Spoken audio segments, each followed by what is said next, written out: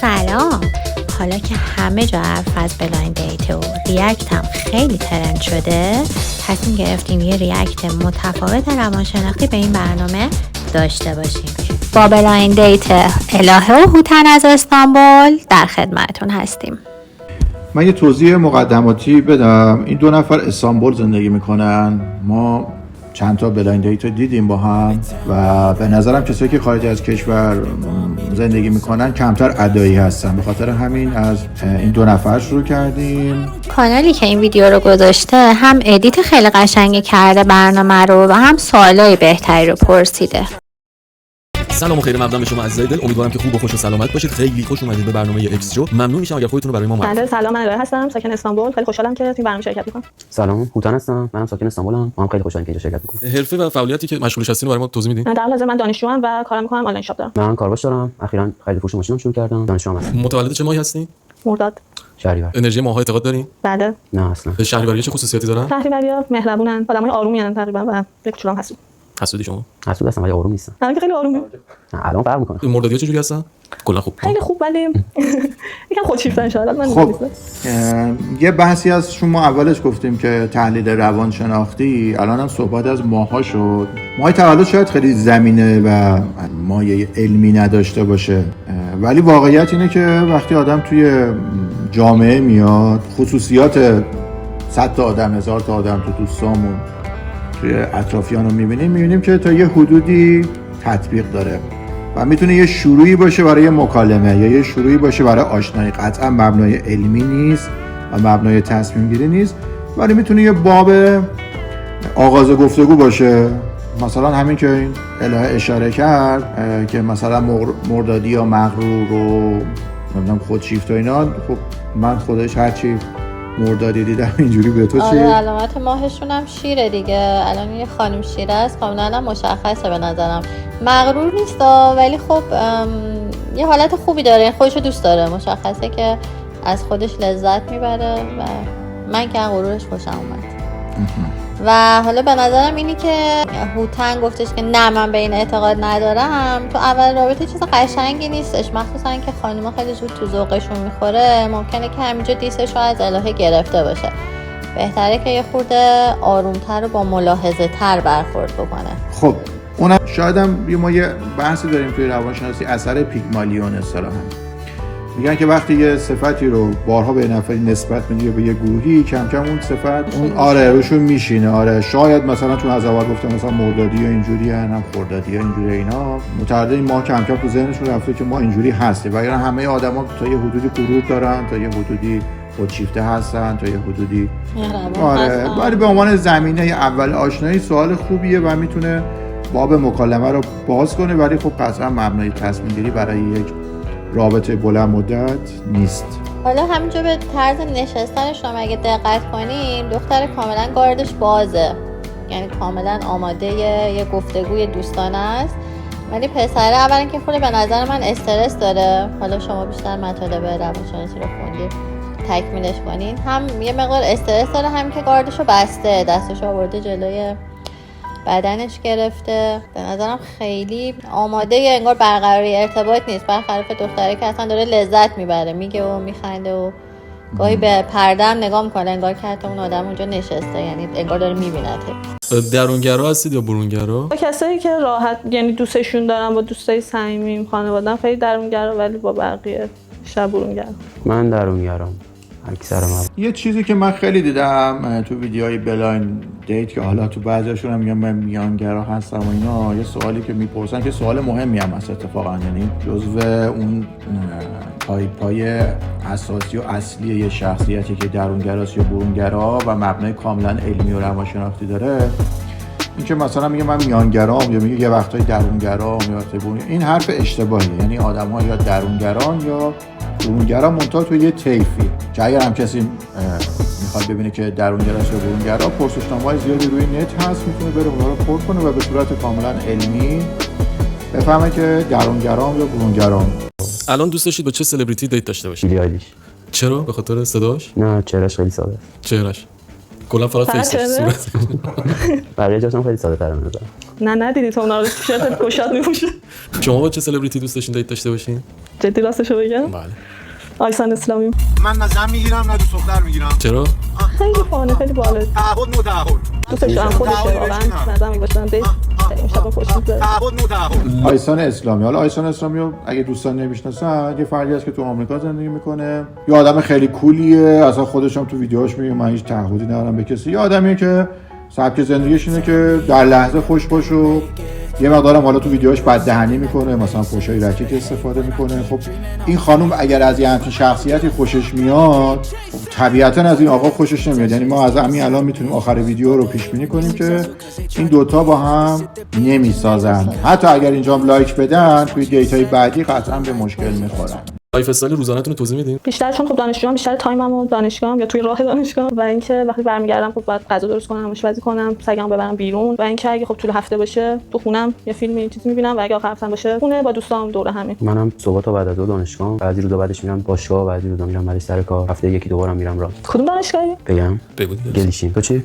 من نیشان تاچی. سوال کردن ازشون راجع به لایف استایلشون. یه سری واژه حالت مصطلح شدن. این الان لایف استایل نیست، این که داره میگه برنامه‌های روزانه‌شو داره میگه. آره این به معنی لایف استایلش نیست. حالا فرض میکنیم که حالا سوال این بوده که برنامه روزانه تو بگو. خب یکی نکاتی که این خانم داشت توی صحبتاش که گفت من سگ دارم، این مثلا سگ خودش اینو لایف استایل داره. اون آقا هم که خب برنامه نمیدونم صبح میرم دانشگاه و یه برنامه ظاهرا روتین و خسته کننده. بعد اون آقا خیلی بی انرژی داره صحبت میکنه. میتونیم اشاره کنیم اون خانم با انرژی وسط گفتگو سوال میپرسه، گفتگو رو داره چالشی میکنه. یعنی با انرژی این ممکنه اون آقا در ادامه یکم هایتر بشه و بالاتر بیاد. نمیدونم. مشخصه که این دوتا با هم دیگه نمیخورن.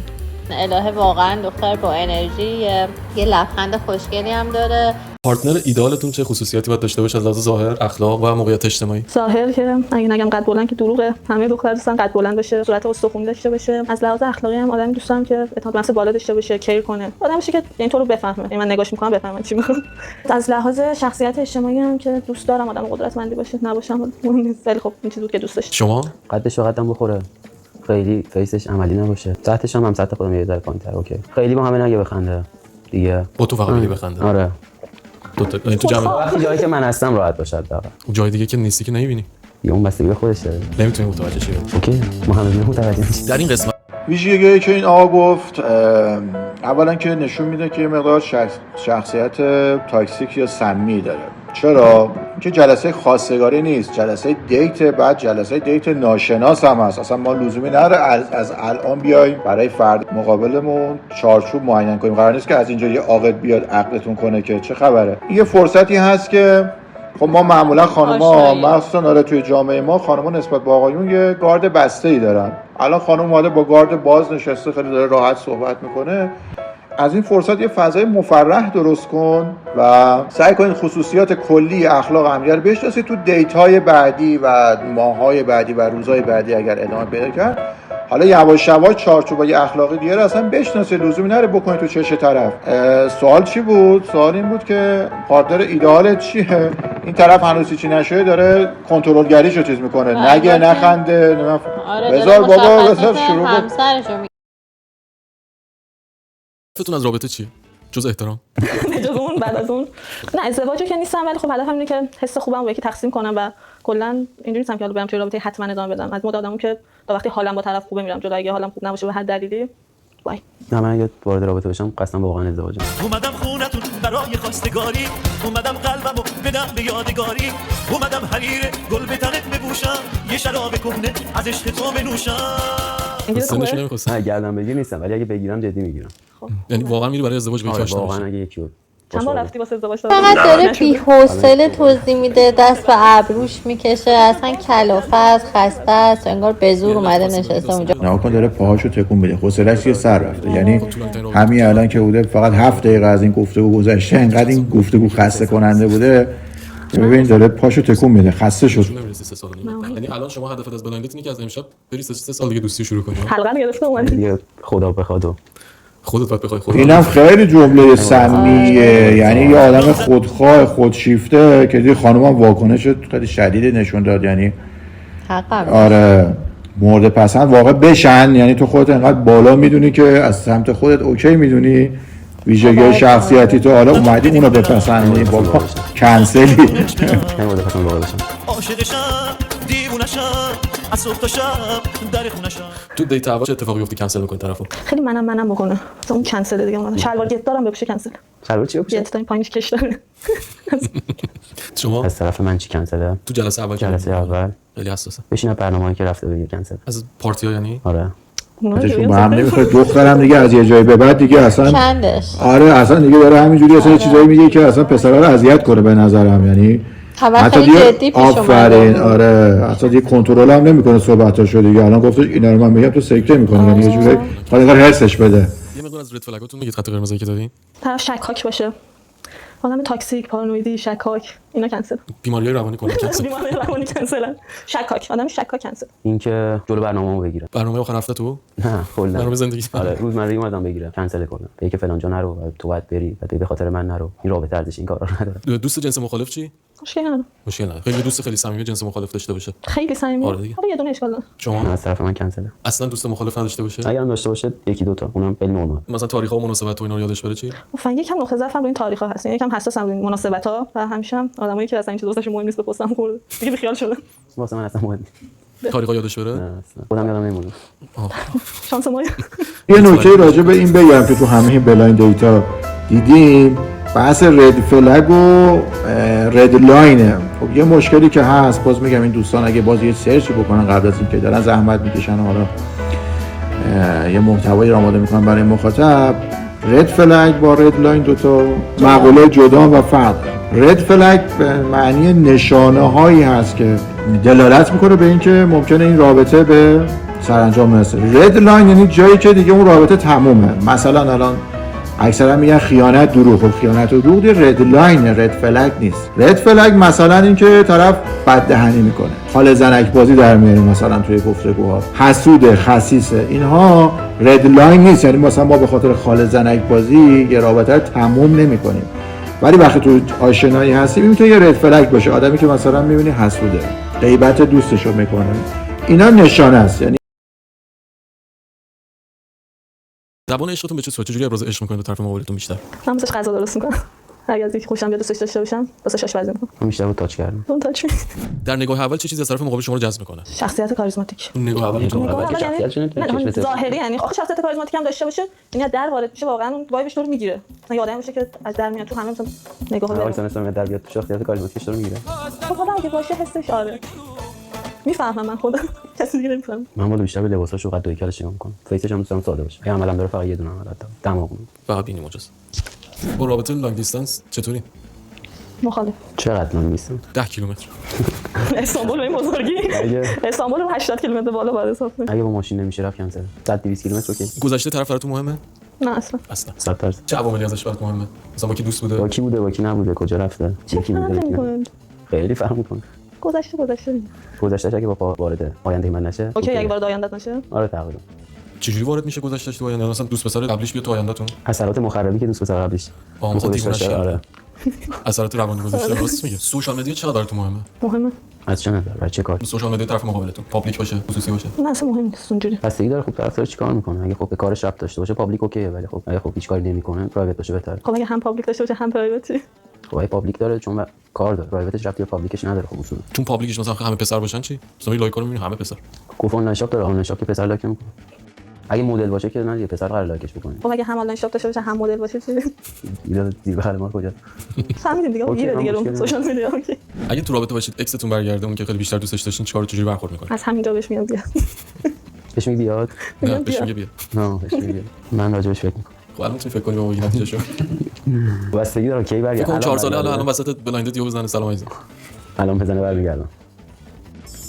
پوشش پارتنرتون براتون مهمه؟ 100%. بیشتر دوست دارم به خودم ست باشه، به خودش برسه، شلوارش به کفشش بخوره، کفشش به لباسش بخوره. شلوار رو کفش بتونه.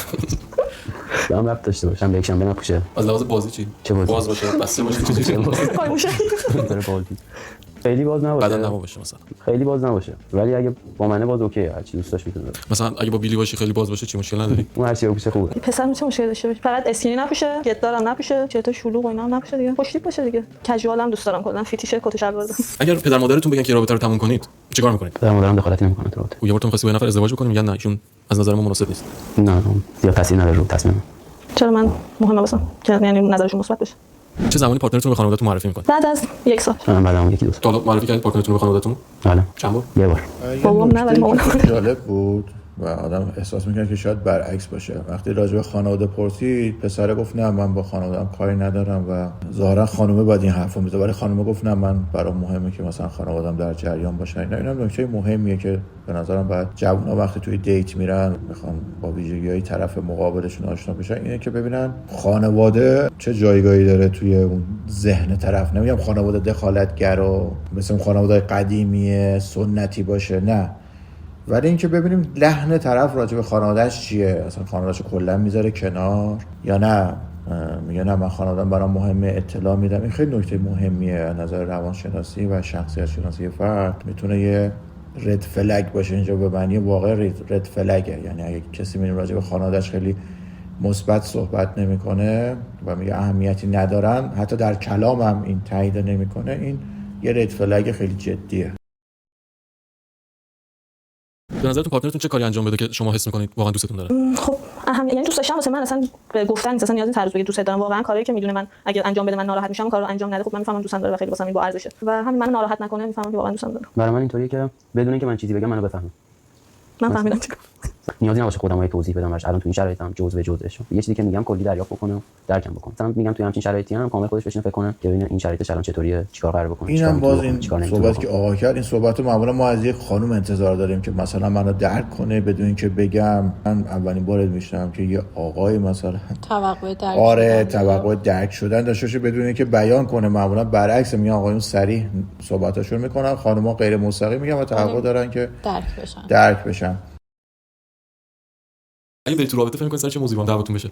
سر همین موارد اصلا شبیه هم نیست. یعنی آره رفلگام خیلی هم دیگه داشت. دیدید اینجا مثلا همون پیشبینی که کردیم اول ویدیو، دختره گفت سر همه موارد گفتی که لوبیا پلو فقط. آره یه جاهای دیگه مشخص بودش که اینا به تفاهم نمیرسن و خانومه فهمیده اینو. خیلی جالبه. و هی داره به دوربینم دیس میده، آره. دیسلایک میده.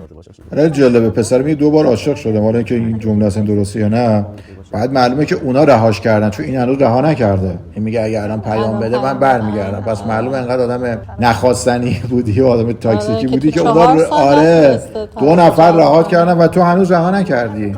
و جالبه این آقا گفتش که اگه خانم بیاد از برنامه‌های قبلیش بگه من ناراحت میشه و خودش همش داره هنوز توی دیت شروع آره داره از اکسش میگه.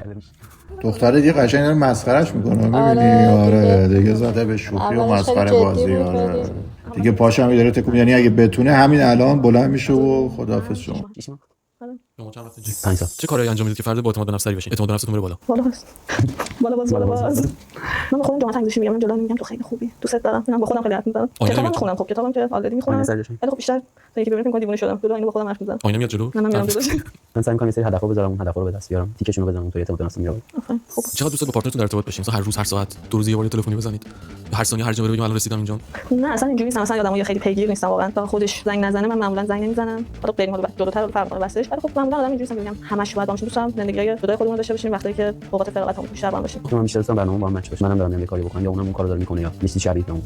یعنی مثلا دوست داری داره میره بیرون بزنید بگید من دارم میرم بیرون، دارم میام خونه. مثلا اگه من ورزش بکنیم توی تایم ورزش بکنیم، حالا اگه ورزش متفاوته اون میره سمت ورزش رشته خودش، من میرم سمت رشته خودم. مثلا اون تایمی که میریم سر کار با هم بریم، مثلا 8 صبح برای پاش میریم سر کار تا 5 بعد از ظهر با هم اون تایم پر کرده. با هم زندگی کنیم. با پارتنرتون میتونید زندگی کنید؟ نه نمیتونم واقعا. یعنی تجربهشو نداشتم. شاید اگه تجربه داشته باشم بتونم. هنوز پیش نیومد. در این قسمت باید سن طرف مقابل رو حدس بزنید. 27 سالش میشه. 27 یا 26 27. من به نظرم 19 سالشه، 19 ماکسیمم 20 بگیریم. 20 بگیریم. در اینجا ما بهتون 3 تا عکسشون میدیم. از بین این 3 تا عکس باید تشخیص بدید که طرف مقابلتون کدوم یکی از اونها هست. شماره 3.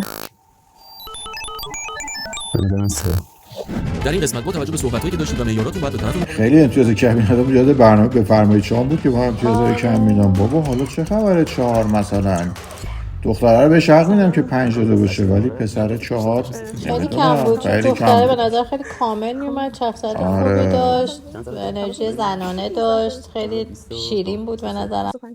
خب اینجا یه ایرادی که میتونیم وارد کنیم به برگزار کننده های این برنامه، ببین خانوما حتی یه آقای یک روز ازشون کوچیک‌تر باشه معمولا خیلی بهش حس پیدا نمیکنن. خب این خوبه تو چینش برنامه و روی چین مهمونا حداقل سن رو رعایت کنه. حالا یه تایپ شخصیتی و نمیدونم اینجور چیزا رو نمیدونن و نمیتونن جور کنن، حداقل سن رو که میتونی رعایت کنی. خب این اصلا فرضاً برای با هم دیگه اصلا همه چونم جور بود، سنشون با هم نمیخوره.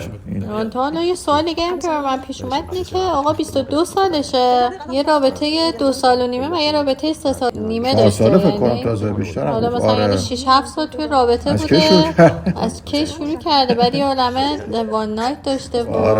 واقعا از کی شروع کرده؟ خب این آقا نمره کم داده بود ولی حتی این صداقت نداشت که وقتی خانم پرسید ازش که چه نمره‌ای دادی انقدر جسارت نداشت که بگه 4 دادم. سعی کرد پنهانکاری کنه که اون خانم زرنگ بود دید که 4 داده. و خب البته به نظر من پیش بینی اینه که این خیلی وقت کنسل شده بود دیگه، این دیگه تیر خلاص بود دیگه از سمت آقا به سمت خانم که این خانم کاملا این آقا رو دیس کنه. و این آقا آدم ظاهربینیه چون یه دفعه 3 نمره بعد از اینکه ظاهر خانم دید قدش بلنده و حالا ظاهر قشنگه. این خیلی بده دیگه اینقدر آدم ظاهربین باشه.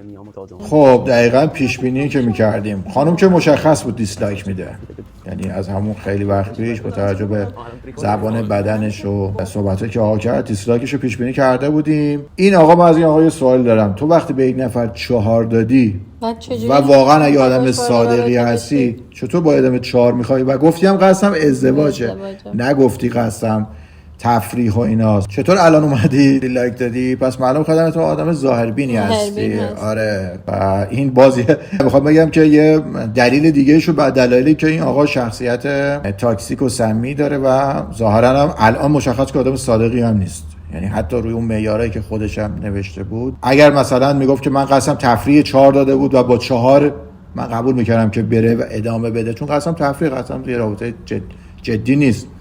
ولی توی که اومدی گفتی که من قسم ازدواجه و نمیدونم اینا، بعد با 4 داری میری تو رابطه. دوستان لایک و کامنت یادتون نره، لطفاً کانال رو ساب کنید و اگر دوست دارید دیت خاصی رو براتون تحلیل کنیم توی کامنت ها برام بنویسید. فعلا خداحافظ.